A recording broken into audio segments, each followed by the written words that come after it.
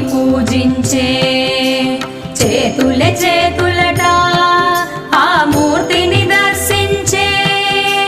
కనులే కన్నులట తన కథ వింటే ఎవరికైనా జన్మ ధరించునట స్వామిని పూజించే చేతులే చేతులట ఆ మూర్తిని దర్శించే కనులే కన్నులట తన కథ వింటే ఎవరికైనా జన్మ ధరించునట శ్రీ సత్యనారాయణుని సేవకురారమ్మా మనసారా స్వామిని కొలిచి హారతులీరమ్మా